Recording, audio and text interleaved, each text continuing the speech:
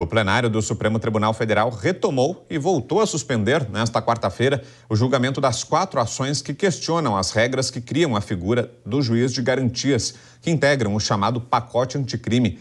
André Anelli está de volta. Como foi o julgamento, André? Olha, Brown, até agora 4 ministros já afirmaram ser favoráveis à obrigatoriedade do juiz de garantias.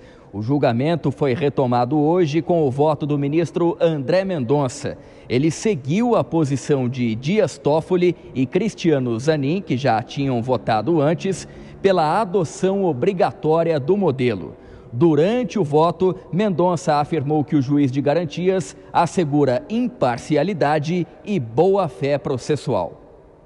Quando nós falamos de juiz de garantias, nós estamos nos remetendo de modo essencial ao conteúdo dos princípios do processo esculpidos no artigo 5º da nossa Constituição e de modo bastante mais direto e contundente sob a perspectiva da garantia da imparcialidade na condução do processo, de modo especial do processo penal, a fim de se prevenir eventuais abusos, desvios de poder e conduções que, em última análise, maculam aquilo que se espera de todos os participantes de uma relação processual, que é a boa-fé.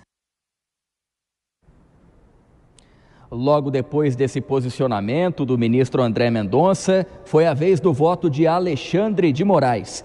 Ele não concluiu a defesa devido à suspensão da sessão por causa do horário, mas, pelo que Moraes já disse até agora, ele deve concordar com a adoção do juiz de garantias. A norma de processo que fixou esse novo sistema processual penal, é o juízo de garantias, isso é competência da União, e como essa norma será implementada, aí sim, como disse várias vezes o eminente ministro Luiz Fux, aí sim cada estado é obrigado, essa é a nossa divergência, cada estado é obrigado a instalar, mas cada estado vai analisar como, e a própria União também, no caso da Justiça Federal. O STF vai retomar amanhã o julgamento sobre a validade da figura do juiz de garantias. O modelo foi implementado no pacote anticrime e sancionado pelo então presidente Jair Bolsonaro em dezembro de 2019. A aplicação foi suspensa em janeiro do ano seguinte, 2020, por decisão do ministro Luiz Fux, então vice-presidente do STF. Para suspender a aplicação da figura, Fux citou basicamente 2 razões. A primeira delas, que a proposta de lei deveria ter partido do Poder Judiciário, já que afeta o funcionamento da justiça no país. E segundo, que a lei foi aprovada sem a previsão do impacto orçamentário dessa implementação de 2 juízes por processo.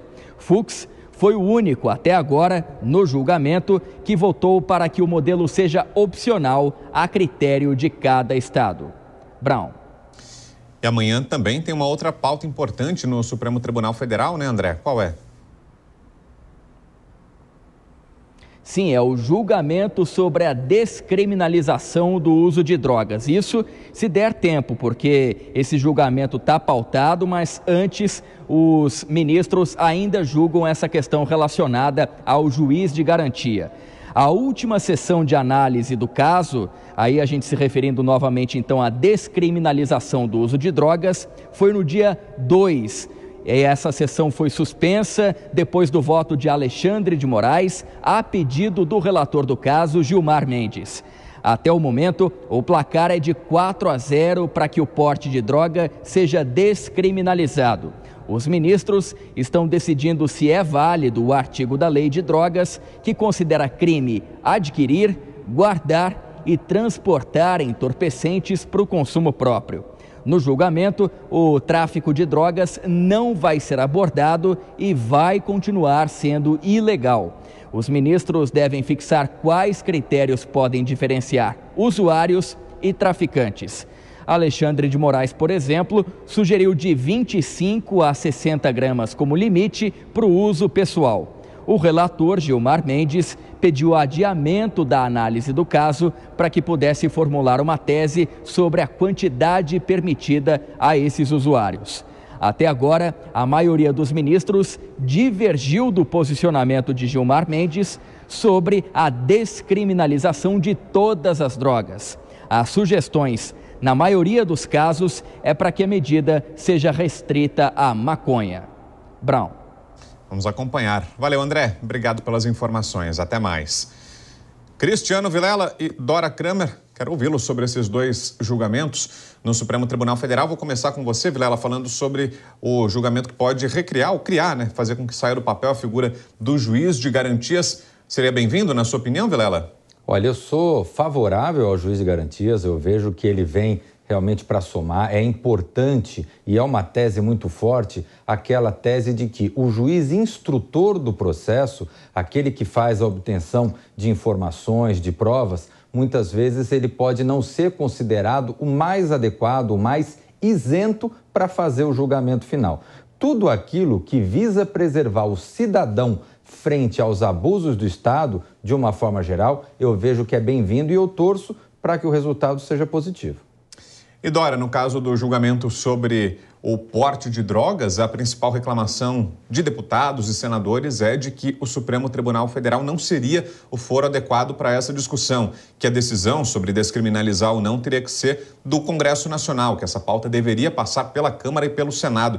Você concorda, Dora? Houve um avanço do Supremo Tribunal Federal?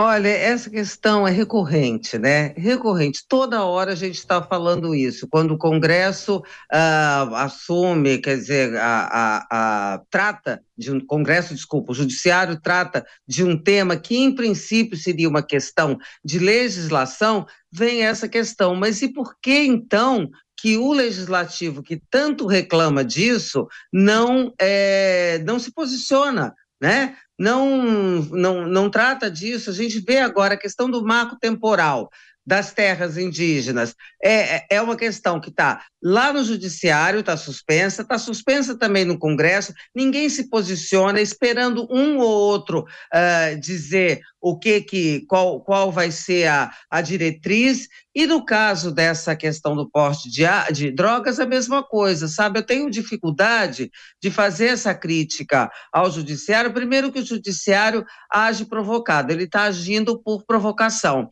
E segundo que é isso, claro, todas as questões, todas as normas, eu acho, Vilela é que fala disso, me corrija se eu estiver falando besteira, tá? Doutor Cristiano Vilela, por favor. É claro que normas, né, seriam prerrogativas do Judiciário, mas o que faz do Legislativo? Mas se o Judiciário é provocado, o que ele faz? Ele não tem obrigação de se posicionar? Eu acho que é o que ele está fazendo agora. E aí, Vilela? Olha, esse é o grande questão que a gente tem no Brasil hoje, é de descobrir qual é o limite. Qual é o limite de que um poder não vai acabar invadindo efetivamente a competência do outro? E quando a gente analisa esse julgamento, você vê um debate falando sobre a liberação de uso, tentando discutir X gramas ou Y gramas de determinada substância, você entra em elementos muito pontuais, muito específicos, que têm que ser analisados por lei. E aí eu faço uma observação importante. O Legislativo, muitas vezes, ele age mesmo parado. Se o Legislativo não criou uma nova norma para regulamentar esse ponto, é muitas vezes porque a sociedade ainda não está madura com relação a isso, não amadureceu a sua posição. Então, a falta de atuação do Legislativo, ela deve ser entendida também como um momento de maturação.